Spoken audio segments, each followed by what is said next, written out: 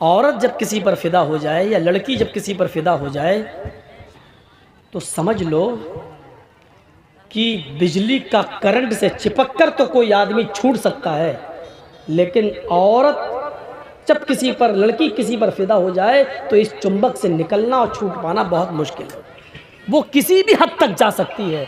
इसलिए कोशिश करो आप कि दूर ही रखा जाए, और जब वो मीठी मीठी बातें करे तो आप उससे सख्ती से बातें करें, उसके दिल में अपनी जगह बनाने की कोशिश ना करें, क्योंकि अगर उसके दिल में जगह बन गई तो बिजली के करंट से तो बच सकते हो, लेकिन औरत के करंट से नहीं। मशवरा दे रहा हूं आपको, हंसिएगा नहीं। वो तो मुझे मालूम है कि यहाँ से जाने के बाद फिर वही मोबाइल मुंह में लगा के करोगे, आई लव यू डार्लिंग कैसी हो, वो तो करोगे, वो हमें मालूम है। ये हंसने की बात नहीं, मैं जानता हूं ये करना है तुम्हें। जमाना आज, हमारा मुआशरा आज इस बुराई में मुलव्वस हो चुका है, और हम समझ रहे हैं कि हम लड़की को चूम रहे हैं। अबे उल्लू के पट्टे, लड़की को नहीं, तू 50 ग्राम के डब्बे को चूम रहा है, प्लास्टिक को चूम रहा है, तू लड़की को नहीं चूम रहा है। ये तेरे दिमाग में शैतान ने जो खोपड़ी में भर दिया लड़की, अब वो भी कर रही है, वो भी कर रही है उधर से, लेकिन वो भी पागल है। और प्यार नाम है, जुनून नाम है, इसी का नाम तो जुनून है, पागलपन है। डब्बे को चूमने वाला भी समझ रहा है मैं लड़की को चूम रहा हूँ, वो तो तुम्हें करना है। ये उस्मान गनी बहुत बड़ा आबिद, नेक, परहेजगार, बुजुर्ग, बुजुर्ग का मतलब ये नहीं बुढ़ा, बुजुर्ग का मतलब इल्म में, अमल में बुजुर्ग, नेक आदमी, और उसके इलाके की एक औरत इसके ऊपर फिदा हो गई। उस औरत ने अपनी लौंडी के जरिए उस आदमी को बुलवाया, इबादत गुजार को बुलवाया, और कहा कि तुम्हें मेरी मालिकन, हमारी जो मालिका है वो तुम्हें बुला रही है, एक मामले में तुम्हारी गवाही चाहिए। जिस मामले की मैं गवाही चाहती हूँ, वो चाहती है उसमें तुम गवाह थे, तुम वहाँ मौजूद थे, कोई मामला रहा होगा, उसकी गवाही चाहिए। ये बेचारा नेक आदमी था, इसने सोचा अगर मेरी गवाही से अगर किसी की जान बच जाए या मेरी गवाही से कोई मामला हल हो जाए तो इसमें बुराई क्या है, जबकि मैं अगर गवाह रहा हूँगा तो सच्ची गवाही दूंगा। ये सोच कर ये चल दिया, ये सोच कर चल दिया। जैसी उस औरत का घर आया, लौंडी ने दरवाज़ा खोला, ये दरवाजे में घुस गया। इस लौंडी ने कहा मैं बाहर जा रही हूँ। इसके बाद एक दरवाज़ा और आएगा, उस दरवाजे को भी खोल देना, अंदर से वो दरवाज़ा खुला है। फिर उसके बाद एक और दरवाज़ा आएगा, उस दरवाजे को भी खोल देना। 3 दरवाज़ों को खोलने के बाद चौथे दरवाजे को खोलोगे तो उस कमरे में हमारी मालिकन तुम्हें मिलेगी। ये साहब धड़ल्ले से चले जा रहे हैं। अल्लाह मेरी गवाही से अगर कोई मामला बन जाए तो इससे अच्छी नेकी क्या हो सकती है। पहला दरवाज़ा एंट्री की, दूसरे दरवाजे में एंट्री की, तीसरे कमरे में एंट्री की, और चौथे कमरे में हुस्न और जमाल की मलिका बैठी हुई है, निहायत खूबसूरत औरत बैठी हुई है। क्या बात। ये हजरत वहां पहुंचते हैं, क्या देखते हैं कि उस औरत के पास एक खूबसूरत बच्चा भी है, खूबसूरत एक बच्चा, छोटा सा बच्चा है, और एक तरफ प्याला रखा हुआ है और उस प्याले के अंदर शराब रखी हुई है। नौजवानों सुनो सुनो, इस खूबसूरत औरत ने इस नेक इबादत गुजार आदमी से कहा मैंने तुम्हें किसी गवाही के लिए नहीं बुलाया है, मैंने तुम्हें सिर्फ इसलिए बुलाया है कि तुम मेरे साथ इस कमरे के अंदर चलो और मेरे साथ जिना करो, मेरे साथ वो काम करो जो एक मर्द अपनी बीवी के साथ करता है। तुम्हें मेरे जिस्म से खेलना है, आओ मैं तुम्हें लिफ्ट देती हूँ, मैं तुम्हें उस कमरे में ले चलती हूँ। इस बुजुर्ग ने कहा अल्लाह से डरो, ये तुम क्या हरकत लेकर बैठ गई हो, क्या कारनामा अंजाम देने जा रही हो। उस औरत ने कहा आए बुजुर्ग, आए मोहतरम, आए इबादत गुजार, तुम यहाँ से जा नहीं सकते हो, अब तुम्हारे निकलने का कोई रास्ता नहीं है। मैं चीखूंगी, चिल्लाऊंगी, तुम्हारी इबादत का भंडा फूट जाएगा। लोग ये समझेंगे कि दुनिया वालों की नज़र में बड़ा इबादत गुजार बनता था, और हाल ये है कि अकेले 3 कमरे क्रॉस करके 4थे कमरे तक भी पहुंच गया है। तुम्हारी इज्जत दांव पे लगी हुई है। इंसान की एक बार इज्जत चली जाए तो वो मरना पसंद कर लेता है, जलील होकर रहना पसंद नहीं करता। सुनो, या तो मेरे साथ जिना करो, और अगर जिना नहीं कर सकते हो तो दूसरा काम ये कि ये छोटा बच्चा है, ये चाकू मैं तुम्हें देती हूँ, इस छुरी से इस बच्चे को कत्ल कर दो। इस बच्चे ने मेरा क्या बिगाड़ा? का ये भी नहीं कर सकते तो फिर ये शराब का प्याला रखा हुआ है, ये शराब का प्याला तुम्हें पीना पड़ेगा, ये शराब का जाम तुम्हें पीना पड़ेगा। नौजवानों अब सुनो, आए शराब के रसिया और दिलदादा लोगों, अब सुनो, शराब को अपने होठों पर लगाने वाले जवानों, अब सुनो। उस आदमी ने सोचा, अय अल्लाह, बचने का कोई रास्ता नहीं है, जिना बड़ा गुनाह है, ये करने के लिए मेरा दिल लामादा नहीं है। जिना से बड़ा गुनाह कत्ल है, कत्ल भी मैं इस बच्चे का कर नहीं सकता। अय अल्लाह, शराब भी हराम है, लेकिन मजबूरी है मेरी, इसलिए कत्ल से और जिना से बचने के लिए मैं शराब पी लेता हूँ, क्योंकि बचने का कोई रास्ता नहीं है। और इस औरत ने 3 कामों में से एक काम करने को कहा है, या तो जिना करो मेरे साथ, या इस बच्चे को कत्ल करो, या शराब पियो। आय अल्लाह, मेरी नज़र में सबसे हल्की चीज़ ये है, कत्ल से भी हल्की और जिना से भी हल्की चीज़ ये है कि मैं शराब पी लूँ। पहले भी तो जब शराब हराम नहीं हुई थी तो लोग पी लेते थे, चलो आज मैं शराब भी पी लेता हूँ। उसने, अल्लाह तू जानता है ये मैं मजबूरी में पी रहा हूँ, उसने ये कहा, और शराब का प्याला उठाया और उसने नोश कर लिया। जैसी उसने शराब पी, उस शराब के अंदर एक और नशे की अशिया मिली हुई थी। उसने शराब पी, शराब पीते ही गुनूद की तारी हो गई, जुनून उसके ऊपर तारी हो गया।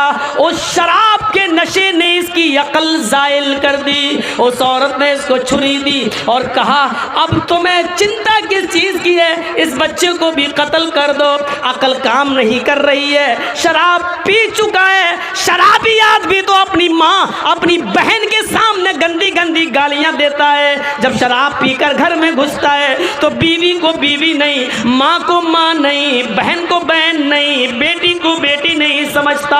अभी इस बच्चे को बच्चा नहीं समझता है, छुरी उठाता है और उसने उस छुरी से उस बच्चे को भी काट दिया, उस बच्चे की गर्दन भी अलग कर दी, उसका भी कत्ल कर दिया। शराब के नशे में चूर था। उस औरत ने परफ्यूम लगा रखी थी, उस औरत ने फौरन इस आदमी को अपनी तरफ खींचा और अपने कपड़े उतार कर शराबी के भी कपड़े उतार दिए, और शराब के नशे में इस आदमी ने उस औरत के साथ जिना भी कर लिया।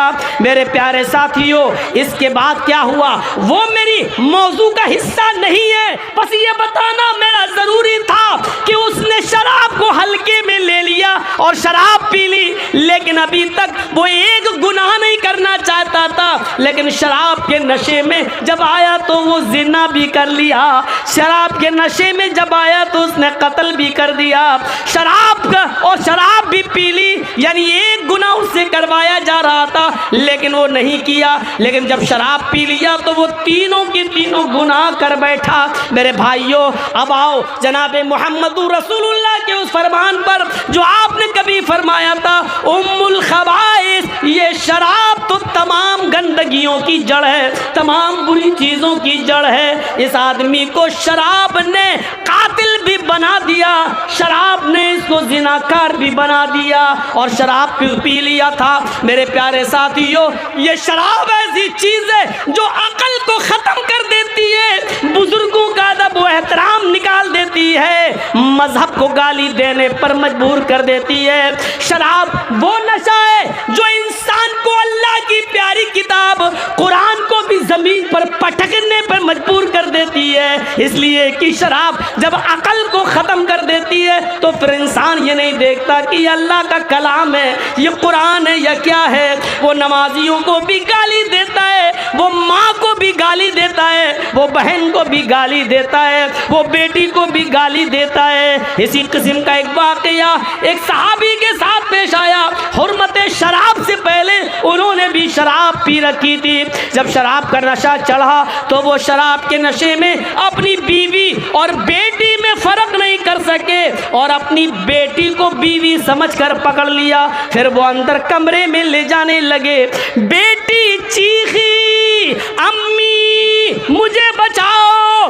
माँ ने बेटी की चीखती हुई आवाज़ सुनी, दौड़ती हुई आई। क्या देखती है कि मेरा हस्बैंड, मेरा शौहर मेरी बेटी को खींच कर कमरे में ले जा रहा है। वो गुस्से में आती है, अपनी बेटी का हाथ अपने शौहर के हाथ से छुड़ाती है, शौहर को धक्का देती है, कमरे में बंद कर देती है और अपनी बेटी को अपने शौहर के नाजायज हमले से बचाती है। काफी देर के बाद जब नशा उतरा तो सहाबी ने अपनी बीवी को खूब मारा। जब मार मार के थक गया तो बीवी बोली, अगर मार मार कर थक गए और अगर थके ना हो और कुछ और हसरत बाकी रह गई हो तो मैं 2 लकड़ी और ले आती हूँ, लीजिए और पीट पीट कर मुझे मार डालो। कहने लगा शौहर, मेरी बीवी तुम जानती हो कि मैं तुमसे कितना प्यार करता हूँ, लेकिन इसके बावजूद तुमने मुझे कमरे में बंद कर दिया।